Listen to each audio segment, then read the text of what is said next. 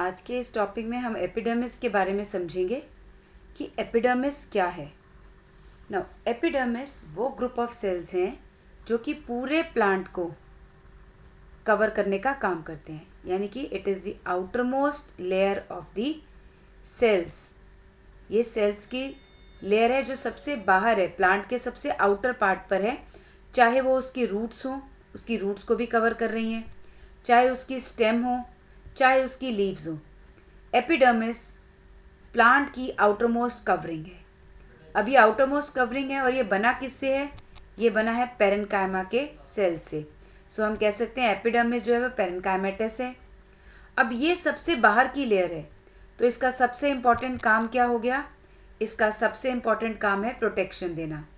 तो epidermis plant की ऊपर ऐसी लेयर है जो कि प्लांट को प्रोटेक्शन देने का काम कर रही है।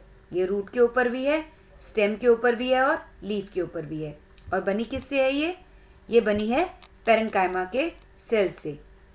अब एपिडर्मिस क्योंकि तीनों जगह देखिए आप है, ये रूट्स में भी है, स्टेम में भी है और लीफ में भी है। तो क्या ये सब तरफ सेम होगा या इसके स्ट्रक्चर में हर जगह में कुछ कुछ फ़र्क होगा? डेफिनेटली लोकेशन के हिसाब से ये तीनों जगह पर अलग अलग तरह से काम करेगा। इसका काम तीनों जगह पर अलग अलग है, तो इसका स्ट्रक्चर भी तीनों जगह पर अलग अलग होगा। तो चलिए एक एक करके तीनों को समझते हैं। रूट्स में पाए जाने वाला एपिडर्मिस कैसा है? अब रूट्स जो है, जो उसकी आउटर मोस्ट लेयर है रूट्स की, ठीक है। अब ये रूट्स को बाहर से पेरेन्काइमा ने कवर कर रखा है। ऐसे बहुत सारे सेल्स लगे हुए हैं पेरेन्काइमा के जिन्होंने प्लांट्स को कवर कर रखा है। एक सेल, दूसरा सेल, ऐसे रूट्स को ये कवर करते जा रहे हैं। और बीच बीच में जो ये सेल है ये यहाँ से इलोंगेट हो जाते हैं ऐसे करके। ये पेरेन्काइमा का जो सेल है वो इलोंगेट करके बना लेता है रूट हेयर। अब इस रूट हेयर का काम क्या है? क्या ज़रूरत है इस सेल को अपने आप को इतना लंबा करने की? Now this cell elongates to form root hair, जिससे कि इसका सरफेस एरिया बढ़ जाए। देखिए अगर ये सिर्फ इतना होता, ऐसे होता, तो इसका सरफेस एरिया कम रहना था। इसका सरफेस एरिया बस इतना सा रहता, ये इसका सरफेस एरिया बन जाता। अब क्योंकि ये इलोंगेट हो गया तो इसका ये सरफेस एरिया टोटल इंक्रीज हो गया। तो रूट्स में जो पेरेन्काइमा के सेल हैं वो जो रूट हेयर फॉर्म कर रहे हैं, उन रूट हेयर का काम ही है to increase the surface area for water absorption.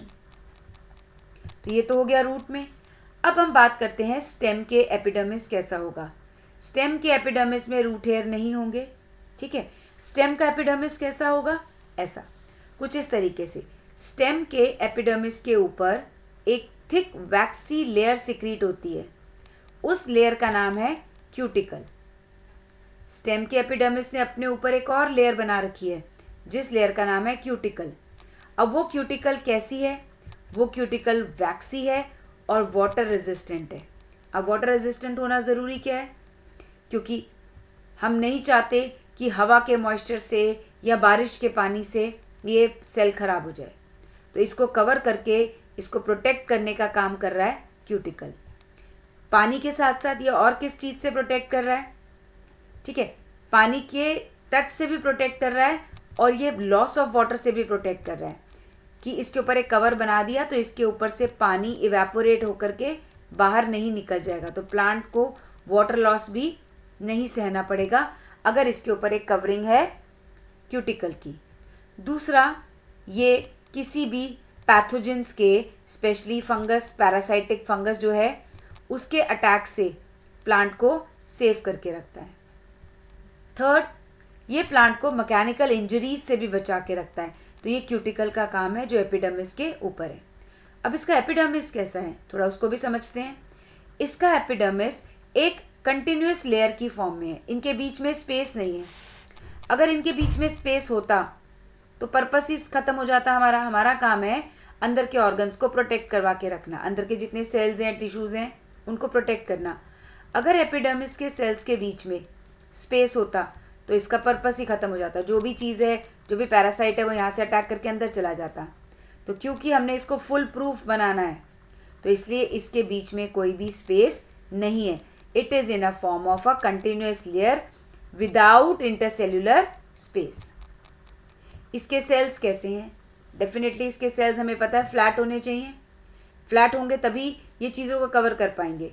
अगर एक आप फ्लैट चीज़ लें तो आप किसी का कवर करना है, अब आपने अपनी कॉपी अगर कवर करनी है तो आप फ्लैट पेपर से कवर करेंगे. अगर आपको बॉल की शेप का पेपर दे दिया जाए तो आप कवर करना मुश्किल हो जाएगा, है ना. किसी भी चीज़ को कवर करने के लिए हमें फ्लैट चीज़ चाहिए होती है. राउंड चीज़ से हम कवर नहीं कर पाते. तो जो एपिडर्मिस के, ये जो स्टेम का एपिडर्मिस है, इसके सेल जो हैं ये फ्लैट हैं और इनके बीच में इंटरसेल्यूलर स्पेस नहीं है.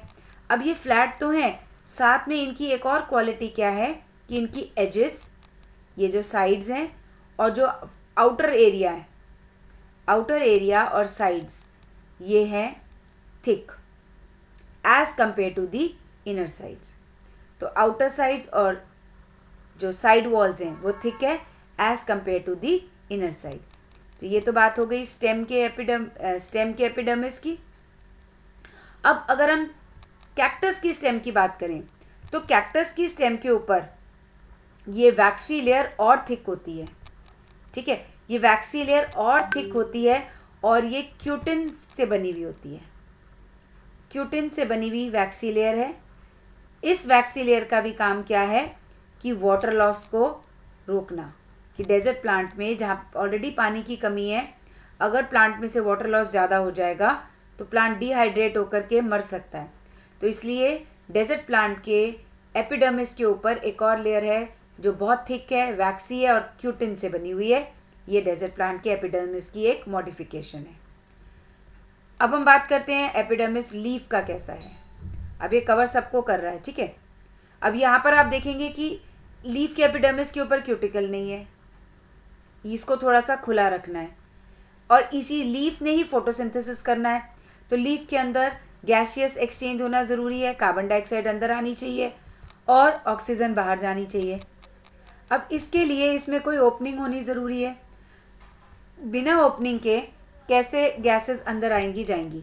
स्टेम में तो हमने इसको पूरा फुल प्रूफ लॉक कर दिया. स्टेम में हमने इसको पूरा फुल प्रूफ लॉक कर दिया, लेकिन लीफ में हमें चाहिए कि गैसेस इसके अंदर आएँ और जाएं. तो गैसेस आने और जाने के लिए हमने यहाँ पर छोटे छोटे होल्स देखते हैं कि इसमें छोटे छोटे होल्स हैं. इन होल्स को हम बोलते हैं स्टोमेटा. स्टोमेटा क्या है? स्मॉल पोर्स हैं. अब ये पोर्स भी कंटिन्यूसली ओपन नहीं रहते. इनको भी कभी खोलना पड़ता है और कभी बंद करना पड़ता है. नाउ इसको खोलने और बंद करने का काम है हमारा गार्ड सेल्स का.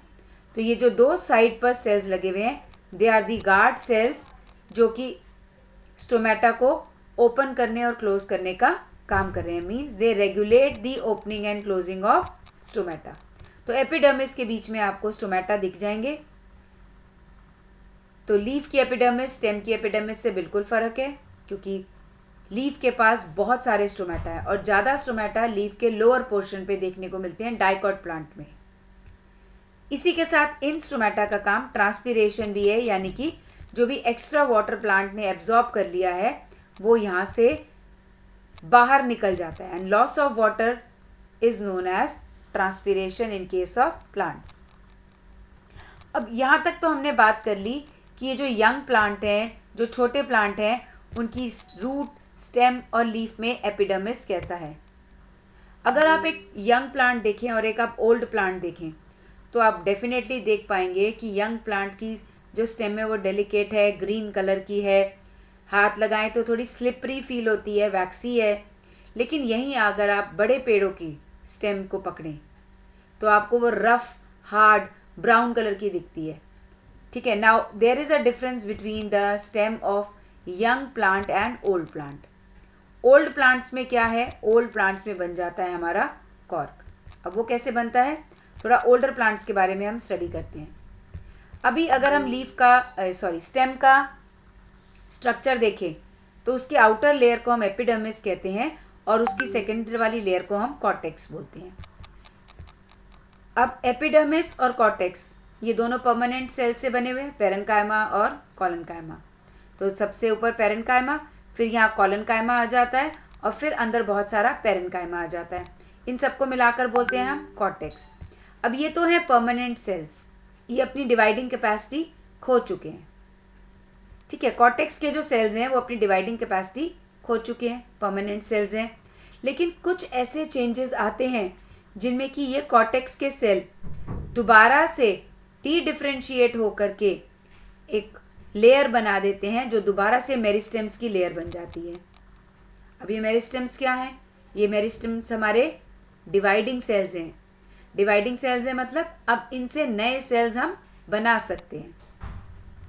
इन जो अब नई ये लेयर बनी है कॉर्टेक्स के सेल्स से, कॉर्टेक्स के सेल्स आपके कैसे हैं? परमानेंट सेल्स हैं। कॉर्टेक्स के सेल्स कैसे हैं? आपके परमानेंट सेल्स हैं। इन परमानेंट सेल्स से बन रहे हैं मेरिस्टेम्स, मेरिस्टेमेटिक सेल्स। और अभी तक हमने जब लेसन की शुरुआत पढ़ी थी तो हमने क्या पढ़ा था कि मेरिस्टेमेटिक सेल से परमानेंट सेल बनते हैं। लेकिन यहाँ पर थोड़ा सा काम, अब यहाँ पर आ गई एक फ़र्क बात कि यहाँ पर परमानेंट सेल से मेरिस्टेमेटिक सेल्स बन रहे हैं। अब क्योंकि ये लाइफ में बाद में बन रहे हैं, ये प्लांट को पैदा होने के साथ नहीं मिले हैं, ये बाद में बन रहे हैं, तो इसलिए हम इनको बोलते हैं सेकेंडरी मेरिस्टेम। इनको हम क्या बोलते हैं? इनको हम बोलते हैं सेकेंडरी मेरिस्टेम। अब इन सेकेंडरी मेरिस्टेम का क्या काम है? इन सेकेंडरी मेरिस्टेम का काम है नए सेल दोबारा से बनाना। अब ये सेकेंडरी मेरिस्टेम, जिसको आप कैम्बियम भी बोलते हैं, अब ये कैम्बियम बाहर की तरफ सेल्स बनाना शुरू करता है। ठीक है भैया, चलो भैया, अब आपको काम मिल गया डिवाइड करने का। डिवाइड करते जाते हैं और नए नए सेल्स बनाते जाते हैं। अब ये नए सेल्स जो बन रहे हैं ये हैं कॉर्क। ये इतने सारे बनते जाते हैं सेल्स कि ये बाहर के प्रेजेंट सभी लेयर्स को तोड़ देते हैं। ये बाहर आपको रप्चर्ड एपिडर्मिस दिख रही है जो इन सेल्स की प्रेशर की वजह से टूट गई। तो ये जो बाहर के सेल्स हैं ये हैं कॉर्क सेल्स। अब ये कॉर्क सेल्स क्या हैं? ये डेड हैं। ये बहुत टाइटली या कॉम्पैक्टली अरेंज्ड हैं और इनके अंदर डिपोजिशन है सुब्रिन का। ठीक है, इनके अंदर क्या डिपोजिशन है? सुब्रिन का। अब ये सुब्रिन क्या है? क्योंकि देखो सबसे बाहर की लेयर का हमेशा से ये याद रखो, सबसे बाहर की लेयर हमेशा प्रोटेक्शन का काम करेगी ही करेगी किसी ना किसी फॉर्म में। अब ये पुराना और बड़ा पेड़ है, इसको ज़्यादा प्रोटेक्शन की ज़रूरत है, तो इसमें जो डिपोजिशन है आप याद रखेंगे कि इसमें डिपोजिशन किस चीज़ का है? सुब्रिन का। ये सुब्रिन की वजह से जो स्टेम है वो है आपकी गैसेस और वाटर को लेकर इम्परवियस। इम्परवियस मतलब कि अब इनमें से कोई भी चीज़ अंदर बाहर नहीं आ जा सकती। तो आई होप अब आपको एपिडर्मिस क्लियर हो गया होगा कि रूट स्टेम लीफ का एपिडर्मिस कैसा है और ओल्ड प्लांट का एपिडर्मिस कैसा है। तो चलिए अपनी एनसीईआरटी एक बार ज़रूर रीड करिए। Hope this lecture is useful for you. Thank you and keep reading your NCERT. God bless you all.